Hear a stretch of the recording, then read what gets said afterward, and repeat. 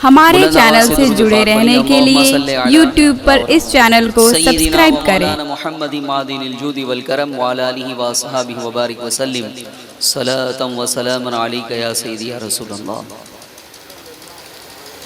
अज़ीज़ान गिरामी, वक्त भी बहुत हो चुका है और मौसम भी बहुत सख्त है। मैं ये कोशिश करूँगा कि ज़्यादा से ज़्यादा 1 घंटे में अपनी मारूज़ात आपकी खिदमत में पेश कर सकूँ, लेकिन मैं गुजारिश करूँगा ये जो भाई हमारे यहाँ खड़े हैं वो भी बैठ जाएं ताकि इत्मीनान और सुकून के साथ आप मेरी गुफ्तगू सुन सकें। अंदर आ जाएं, आप लोग बैठ जाएं।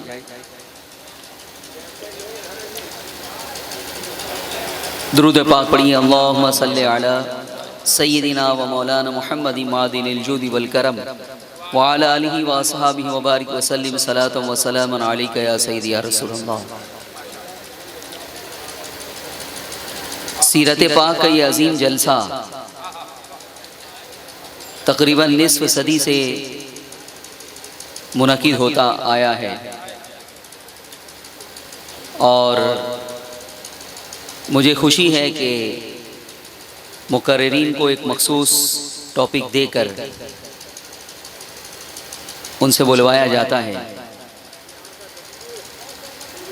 मेरे अजीज़ों, मेरे दोस्तों, एक जलसा बहुत कुर्बानियों के बाद मुनक़िद होता है।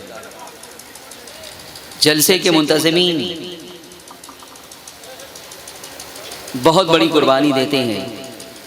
इखराजात के इंतज़ाम के लिए बेशुमार दरवाज़ों पर उन्हें दस्त एहतियाज फैलाना पड़ता है और कई रातों की कुर्बानी देनी पड़ती है, फिर जाकर एक जलसा मुनक़िद होता है। अब ख़तीब की ज़िम्मेदारी होती है कि वो जलसा कराने वालों की मेहनत और सरमाए को वसूल कर पाता है या नहीं। अगर मैं हू हा वाली तकरीर करके गुज़र जाऊं तो उसका कोई हासिल नहीं होगा, उसका कोई फ़ायदा नहीं होगा। आज के इस जलसे में मैं ये चाहूँगा कि रहमत आलम सल्लल्लाहु अलैहि वसल्लम की सीरत के उन गोशों को बयान करूँ कि जिसका सुनना आपके लिए भी फ़ायदेमंद हो और उसकी बुनियाद पर बरादरान वतन की गलतफहमियाँ भी दूर हो सकें। क्या ख्याल है आपका, इस्लाम अमन का मज़हब है या नहीं? बोलिए, सबका ख्याल यही है? हाथ उठाएं जरा। सुभान अल्लाह, सुभान अल्लाह। इस्लाम अमन का मज़हब है, इस्लाम आशिकी का मज़हब है, इस्लाम पीस का मज़हब है, इस्लाम प्यार का मज़हब है, इस्लाम मोहब्बतों का मज़हब है। लेकिन बेशुमार लोग हैं इस मुल्क में और दुनिया के दीगर खित्तों में जो इस गलतफहमी में मुब्तला हैं कि इस्लाम खूनरेज़ी का मज़हब है, इस्लाम फितना और फसाद का मज़हब है। इस्लाम ये समझता है कि मुसलमानों के सिवा दुनिया में किसी और को जीने का हक नहीं है और वो ये कह रहे हैं कि इस्लाम अमन के लिए ख़तरा है। ऐसा क्यों है जब हकीकत वो है मज़हब इस्लाम की जो आप बयान कर रहे हैं? तो फिर दुनिया इस कदर गलतफहमी का शिकार क्यों है? हमें दुनिया की इस गलतफहमी को दूर करना होगा, उन्हें बताना होगा कि इस्लाम क्या है। अगर सीरत का जलसा मुनक़िद करके हम ये काम ना कर सके तो फिर इसमें कोई शक नहीं होगा कि हम नाकाम रहे। मेरे अजीज़ों, मेरे दोस्तों, मैं ये चाहता हूँ कि आप इत्मीनान के साथ बैठें, सुकून के साथ बैठें, मेरी मारूज़ात समाअत करें। मेरी गुफ्तगू सुनने के बाद आपको बहुत सारी ऐसी बातें मालूम हो जाएंगी जिसकी बुनियाद पर आप भी बरादरान वतन की गलतफहमियों को दूर कर सकते हैं, चैलेंज कर सकते हैं कि आओ इस्लाम का मुताला करो, इस्लाम की स्टडी करो और देखो कि पैगंबर इस्लाम ने सिर्फ मुसलमानों के लिए नहीं, कुरान ने उनके बारे में फरमाया वमा अरसलनाका इल्ला रहमतल लिल आलमीन, कि महबूब हमने आपको नहीं भेजा मगर सारी कायनात के लिए रहमत बनाकर भेजा है।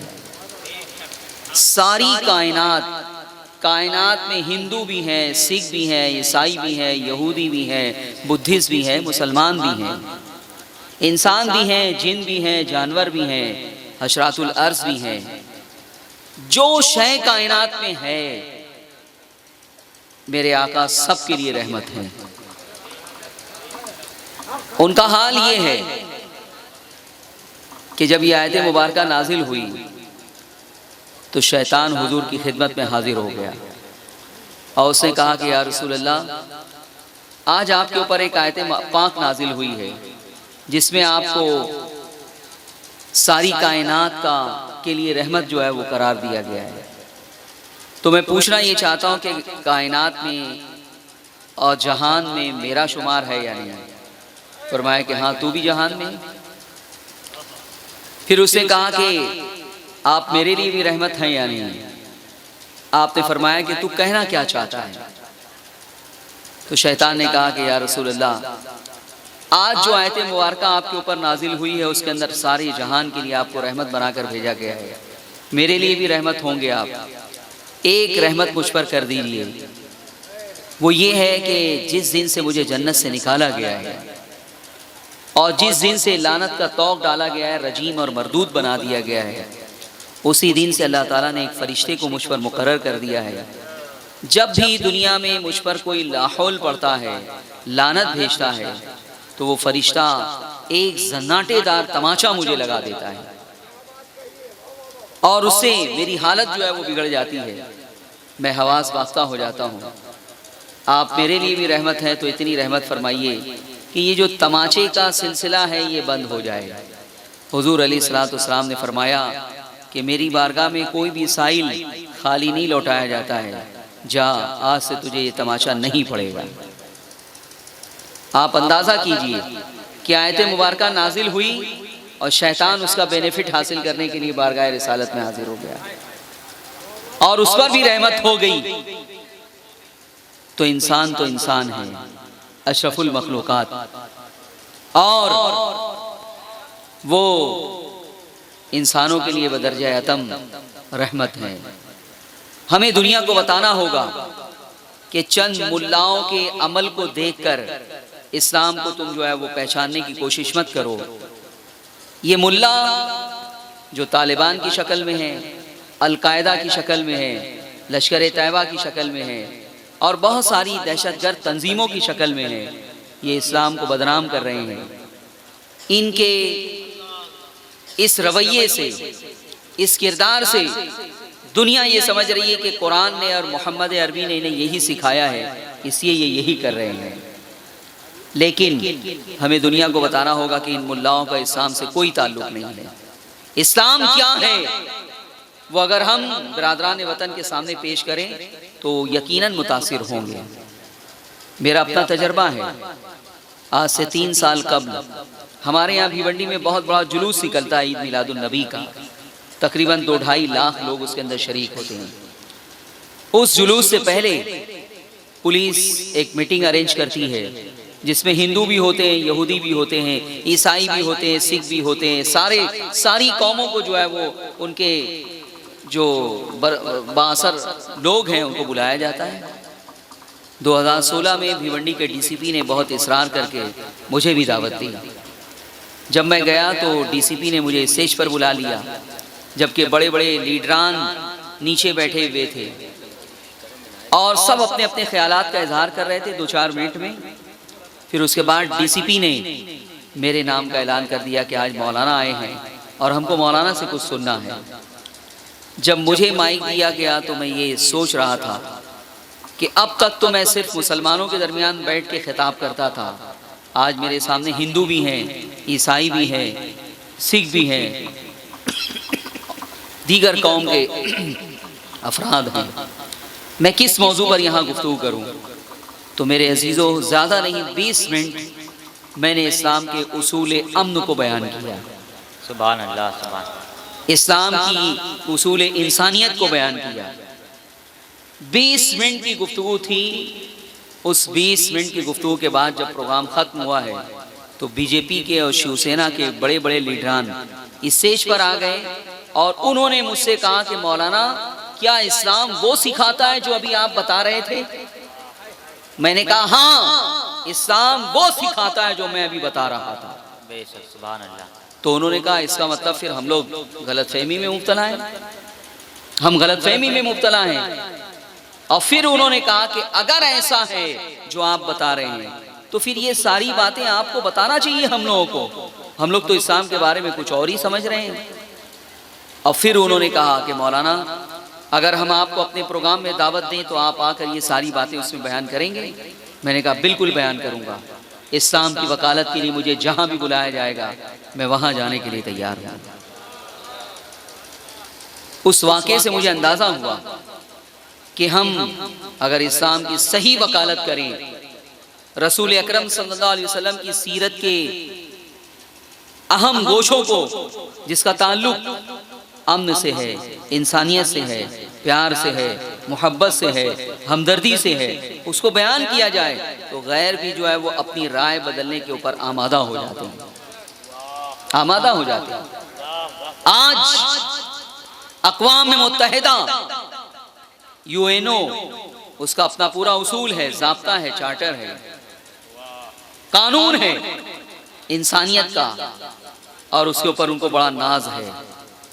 लेकिन आपको मालूम होना चाहिए कि अक़वाम मुत्तहिदा के जितने उसूल और ज़ाब्ते हैं, जितने लॉज हैं, वो सब इस्लाम से माखूज हैं। तुमने तो ये उसूल और ये ज़ाब्ता 2 अजीम जंगों के बाद मुरतब किया है। पहली जंग अजीम में करोड़ों इंसानों का खून बहाने के बाद दुनिया को अकल आई है। दूसरी जंग अजीम में करोड़ों इंसानों का खून बहाने के बाद अहले यूरोप को अकल आई है, और फिर उन्होंने बैठ के तय किया है कि हमने बहुत बड़ा नुकसान किया है, करोड़ों इंसानों को मौत के घाट उतार दिया है, अब हम जंग नहीं करेंगे, अब हम मिलजुल के रहेंगे, अब कोई मुल्क किसी के ऊपर हमला नहीं करेगा, और हर शख्स आज़ाद पैदा हुआ है माँ के पेट से और ज़िंदगी की आखिरी सांस तक उसे आज़ाद रहने का हक है। ये सारे उसूल, ये ज़ाब्ते इंसानियत के जो आज अक़वाम मुत्तहिदा के कानून की हैसियत रखते हैं, मेरे अजीज़ों और मेरे दोस्तों, ये सब मोहम्मद रसूलुल्लाह का सदका है। सुभान अल्लाह। बेशक, ये सारे उसूल जो अक़वाम मुत्तहिदा ने आज मुरतब किए हैं, 50-60 साल पहले मोहम्मद रसूलुल्लाह ने वो उसूल, वो ज़ाब्ते 14 सदी कब्ल अता कर दिए। आज इस मुल्क का वज़ीर आज़म बच्ची बचाओ बच्ची पढ़ाओ का नारा लगा रहा है ना, बच्ची बचाओ बच्ची पढ़ाओ का नारा मोदी लगा रहे हैं। अब मोदी साहब को होश आया है, अब इन लोगों को अक्ल आई है। बेशुमार बच्चियों को शौहर की चिता पे जिंदा जलाने के बाद, बेशुमार बच्चियों की जान ले लेने के बाद, एक जाहिलाना रस्म की बुनियाद पर कि उसके शौहर का इंतकाल हो चुका है, वो मर चुका है, फौत हो चुका है, और इनका अकीदा ये था कि अब उसकी बीवी को दुनिया में जिंदा रहने का हक नहीं है। एक तरफ तो शौहर की लाश, डेड बॉडी जलाई जाती थी, और उसी के साथ साथ एक सिन्फ नाजुक को भी नजर आतिश कर दिया जाता था, जलाया जाता था। उसकी चीख आसमानों पे बुलंद होती होगी। ये तो अंग्रेजों के दौर में अंग्रेजों ने उन्हें समझाया है कि क्या तुम ये जुल्म करते हो, किस सदी में तुम जो है वो जिंदगी गुजार रहे हो, एक औरत को तुम जिंदा जलाते हो। और उन्होंने पाबंदी लगाई, उन्होंने इस रस्म को खत्म किया। मैं ये अर्ज करना चाहता हूँ कि बच्ची बचाओ बच्ची पढ़ाओ का नारा तुम अब लगा रहे हो, बेशुमार बच्चियों की जान ले लेने के बाद और शौहर की चिता पर जला देने के बाद पैगंबर अरब ने इंसानियत का, रहमदिली का ये जज्बा हमारे अंदर 14 सदी कब्ल पैदा कर दिया था। वो पैगंबर अरब थे जिन्होंने एक जालिमाना रस्म का खात्मा किया था। उनके दौर में बच्चियों को जिंदा जलाया जाता था, बच्चियों के वजूद को नापाक समझा जाता था, मनहूस समझा जाता था। अगर किसी के घर में बच्ची पैदा हो जाए तो वो समझता था कि अब मेरा सर शर्म से झुक गया है, मुआशरे में अगर कोई पूछेगा घर में विलादत हुई है, लड़का हुआ है या लड़की, तो मुझे बताते हुए बहुत शर्म महसूस होगी कि लड़की पैदा हुई है। इसलिए उनका हाल ये था, वो इस कदर दरिंदे हो चुके थे, संगदिल हो चुके थे कि एक माँ उसी की कोख से पैदा होने वाली बच्ची जब पैदा हो जाती और मालूम हो जाता कि लड़का नहीं है लड़की है, बच्चा नहीं है बच्ची है, तो उसका गला दबा के उसे मौत के घाट उतार दिया जाता था। ये जुल्म किया जा रहा था। औरत के वजूद को इतना मनहूस समझा जाता था कि उसके कोई हुकूक नहीं थे, राइट्स नहीं थे, इज्जत नहीं थी, वकार नहीं था, उसे हिस्सा नहीं मिलता था, न माँ बाप की प्रॉपर्टी से हिस्सा मिलता था, न शौहर की जायदाद से कोई हिस्सा मिलता था। उसे बहुत ही मजलूम बना के रखा गया था। जुल्म की चक्की में औरत के वजूद को पीसा जा रहा था। सिर्फ नफसानी ख्वाहिशात की तकमील का एक आला समझा जा रहा था औरत को। और जब किसी औरत का शौहर मर जाता तो उसे 1 साल के लिए एक कोठरी में जो है वो कैद करके रख दिया जाता था। वो 1 साल तक उस कोठरी से निकल नहीं सकती थी, उस कमरे से निकल नहीं सकती थी। बड़ी अजियत की जिंदगी वो गुजारती थी। शौहर के मौत के बाद एक तो शौहर की मौत का सदमा उसके दिल पर होता था, और दूसरी बात उसे जो है वो ये जुल्म बर्दाश्त करना होता था। जब 1 साल के बाद उसकी मुद्दत पूरी होती थी इद्दत की, तो फिर बकरी की बहुत सारी मेंगनियां ला के उसके दामन में डाल दी जाती थी और कहा जाता था अब तू इस कमरे से निकल और इस मेंगनी को जो है वो यूं फेंकती चली जा पूरे मोहल्ले में, ताकि लोगों को मालूम हो जाए कि इसकी मुद्दत जो है वो पूरी हो गई है, इद्दत की मुद्दत पूरी हो गई है। इस तरह से जलील किया जाता था, रुसवा किया जाता था। बच्ची पैदा होती थी तो उसका गला घोट दिया जाता था। मेरे अजीजों और मेरे दोस्तों, पैगंबर अरब थे जिन्होंने इस जालिमाना रस्म का खात्मा किया। उनसे देखा ना गया, वो रहमतुल लिल आलमीन थे। अगर वो जुल्म के कायल होते, जुल्म का मिजाज देने वाले होते, तो अरब की इस रस्म को पसंद करते, उसकी हौसला अफजाई करते कि हाँ तुम बहुत अच्छा कर रहे हो बच्चियों की जान लेके। लेकिन उनका हाल ये था कि वो तो जानवरों के ऊपर भी जुल्म को बर्दाश्त नहीं करते थे, इंसान के ऊपर कब बर्दाश्त कर सकते थे। चुनांचे उन्होंने इस जालिमाना रस्म का खात्मा किया, और जो लोग मुसलमान हो गए उन्हें जो है वो तालीम देनी शुरू कर दी कि जिसे अल्लाह ताला 3 बच्चियां अता फरमाए। कितनी? 3 बच्चियां अता फरमाए, और वो उनके साथ प्यार करे, मोहब्बत करे, हुस्न सुलूक करे, अच्छे से पाले पोसे, तालीम दे, तरबियत दे, और जब वो बालिग हो जाए तो उसका निकाह कर दे, तो अल्लाह ताला ऐसा सुलूक करने वाले बाप को जन्नत अता फरमा देगा। अब लोगों का मिजाज बदलने लगा। पैगंबर अरब ने ये ज़हन दिया लोगों को कि ये बच्ची जहमत नहीं रहमत है, ये बच्ची शर्म का बाइस नहीं फख्र का बाइस है। और उसके बाद 3 बच्चियों के बारे में फरमाया था। कुछ लोग हाजिर हुए कि या रसूल अल्लाह हमारी तो 2 ही बच्ची है, आपने क्वांटिटी 3 की बताई है, अगर हम 2 बच्चियों की परवरिश करें, वो सुलूक करें जिसकी तफसीलात आप बता रहे हैं, तो क्या हमें जो है वो जन्नत नहीं मिलेगी? फरमाया कि जाओ, जिसकी 3 बच्चियां हो उसके लिए भी जन्नत, और जिसकी 2 बच्चियां हो उसके लिए भी जन्नत। कुछ लोग हाजिर हुए और उन्होंने कहा या रसूल अल्लाह मेरी 1 ही बच्ची है और अब औलाद की कोई उम्मीद भी नहीं है, मैं अगर 1 ही बच्ची के साथ वो सुलूक करूं जो आप बता रहे हैं, तो क्या मुझे जन्नत नहीं मिलेगी 1 बच्ची की परवरिश करने के बुनियाद पे? फरमाया जाओ, जिसकी 3 हो उसके लिए भी जन्नत, जिसकी 2 हो उसके लिए भी जन्नत, और जिसकी 1 ही बच्ची हो उसके लिए भी जन्नत।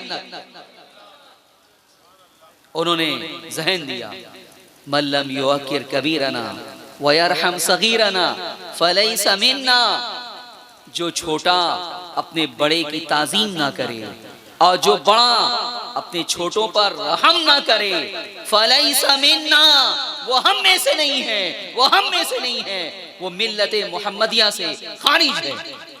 जो जुल्म करे, जो रहम का जज्बा ना रखे, ताजीम का जज्बा ना रखे, इस तरह से पैगंबर अरब ने औरतों को हुकूक अता फरमाए, बच्चियों के तहफ़्फ़ुज़ का सामान किया। लोगों के दिलों में रहम का जज्बा पैदा किया, मोहब्बत का जज्बा पैदा किया। वो बच्ची के वजूद को मनहूस समझने की जो मनहूस जहनियत थी उसका खात्मा फरमा दिया।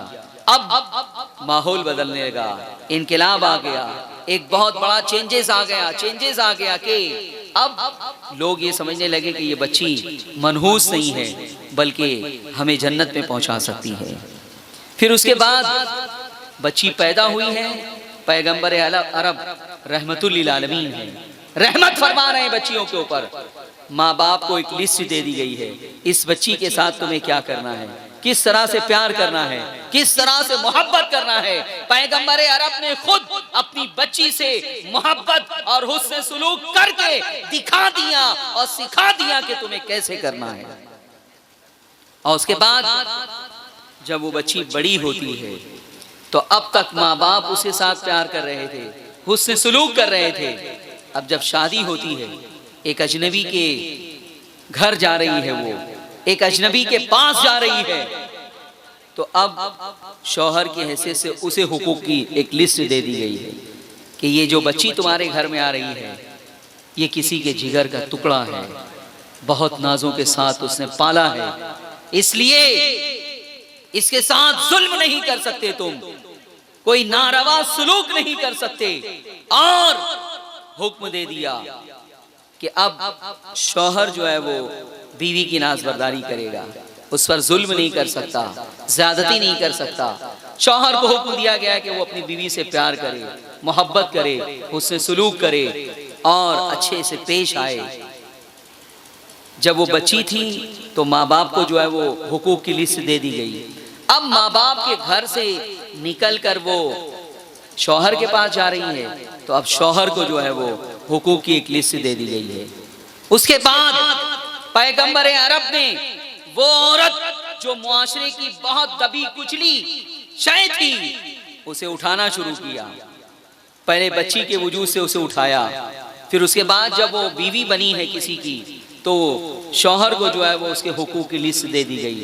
फिर उसके बाद जिस दिन वो माँ बनी है उसका मकाम मुहम्मदुर रसूलुल्लाह ने और बुलंद फरमा दिया कि अब ये माँ बन गई है। उसके माँ बाप उससे प्यार करते थे, फिर शौहर उससे प्यार करता था। अब औलाद को बता दिया गया कि माँ के साथ क्या करना है। अल जन्नतो तहता अक़दामिल उम्महात, जन्नत माँओं के कदमों के नीचे है, माँ के कदमों के नीचे है। और इस तरह से औरत का मकाम बुलंद किया गया कि अब वो औलाद औरत की खिदमत कर रहा है, माँ समझ के माँ के कदमों को बोसा दे रहा है, माँ के साथ उससे सुलूक कर रहा है। कुरान ने उफ लफ्ज इस्तेमाल करके बता दिया कि माँ और बाप का मकाम इतना बुलंद व बाला है कि तुम ये लफ्ज भी अपनी माँ बाप के लिए इस्तेमाल नहीं कर सकते। नागवारी के वक्त अरब कहते थे उफ, ये जब कहा जाता था नागवारी के लिए तो सामने वाले को नागवार गुजरता था, लेकिन कुरान ने इस लफ्ज को इस्तेमाल करने की भी जो है मुमानियत फरमा दी है। और उसके बाद मेरे अजीजों और मेरे दोस्तों, हुजूर अलैहिस्सलातु वस्सलाम ने फरमाया कि अगर कोई शख्स प्यार से और मोहब्बत से, कोई बेटा कोई बेटी अपनी माँ और अपने बाप के चेहरे को देखे तो अल्लाह ताला उसे एक हज मबरूर का सवाब अता फरमाएगा। हज मबरूर का सवाब सिर्फ एक खातून के चेहरे पर देखने की बुनियाद पर। और सहाबाए किराम हाजिर हुए, कहा या रसूल अल्लाह, अगर दिन में कोई शख्स 100 मरतबा अपने माँ बाप को प्यार से देखे तो क्या उसे 100 मरतबा 100 हज मबरूर का सवाब मिलेगा? आका अलैहिस्सलातु वस्सलाम ने फरमाया कि अल्लाह के खजाने में कोई कमी नहीं है। अगर कोई शख्स 100 मरतबा देखे तो अल्लाह ताला उसे जो है वो 100 मरतबा हज मबरूर का सवाब अता फरमाए। इस तरह से पैगंबर अरब ने औरत के मकाम को बुलंद किया, उसे हुकूक अता किए गए। वो माँ का इंतकाल हो जाए तो उसकी प्रॉपर्टी से हिस्सा मिलेगा, बाप का इंतकाल हो जाए तो उसकी प्रॉपर्टी से हिस्सा मिलेगा, शौहर का इंतकाल हो जाए तो उसकी प्रॉपर्टी से हिस्सा मिलेगा। और उसका मकाम इतना बुलंद किया कि कुर्बान जाइए, बच्ची थी तो उसके साथ उसने सुलूक, बीवी बनी तो उसके साथ उसने सुलूक, माँ बनी तो उसके साथ उसने सुलूक, फिर उसके बाद जब इंतकाल हो गया है, कब्र में चली गई है, तो कोई ऐसा मजहब नहीं है जो मौत के बाद किसी के साथ हुस्न सुलूक की तालीम का कोई नमूना रखता हो। लेकिन पैगंबर अरब ने औरत को कब्र में भी बेसहारा नहीं छोड़ा और हुक्म दे दिया बेटों को कि हर जुमा को अपने माँ बाप की कब्र की जियारत करो। जो बेटा करेगा अल्लाह ताला उसे इस अमल की बुनियाद पर जन्नत अता फरमा देगा। ये हुक्म क्यों दिया गया? औरत को कब्र में भी बेसहारा नहीं छोड़ा है।